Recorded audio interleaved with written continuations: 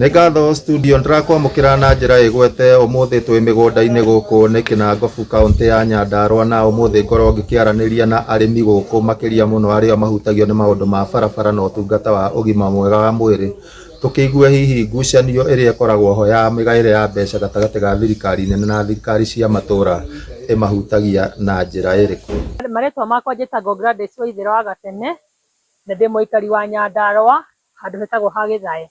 Akorwo nĩ ũhoro wa atumia arĩa a ndigwa, akorwo nĩ ciana cia ndigwa, akorwo nĩ andũ arĩa mena mawathe, ũteithio ũcio tũraũbatara-rĩ, tũrerwo thirikari nene ndĩrĩ ĩraririci mbia, na tondũ ndĩrĩ ĩraririci mbia-rĩ tũgakorwo twĩna ihinda iritũ mũno. No na niĩ nĩngũhoya thirikari ĩno itũ rĩrĩa kũratuĩka mbeca icio nĩ ciariricwo cihote gũkinyĩra mũingĩ na cihote gũteithia mũingĩ, tondũ ũguo nĩguo tũrahoya ithuĩ. Niĩ ta uge wakwa nguga atĩrĩrĩ, mbeca ici cia county government ya Nyandarua itukinyagire guku macinani. Njĩtagwo Samuel Kirisho kana Sakeja driving school. Wathii ongorwo nĩ barabara harĩa ũrathiĩra tũtirĩ tũrakinyĩrwo nĩ ũteithio wa gũthondekerwo barabara ĩyo, kahiũkaga o rĩmwe atĩ mũndũ mũrwaru arakuo nĩ nduthi, na rĩrĩa aracaya nduthi igũrũ athiĩ gũtwarwo njĩra ĩna marima mũno nĩruo arongererwo rũngĩ.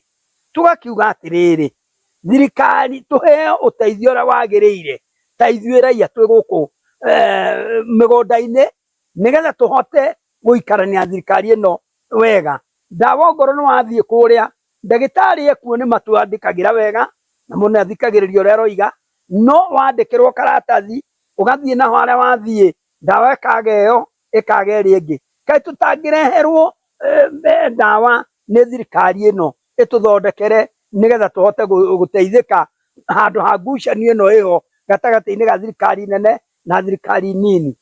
Ucio niguo ukiri uge wa amwe a aikari a kaunti ya Nyandarua ni ndeto tũgũthiĩ na mbere gũkĩmũrĩka nĩgetha tũkĩone hihi makaya ma andũ arĩa angĩ kaunti-inĩ ya Nyandarua nĩ marĩkũ. No gwa kahinda gaka ngũcokeria Mwaro studio kuma gũkũ Kinangofu kaunti ya Nyandarua. Rĩtwa rĩakwa nĩ Simon Ngure.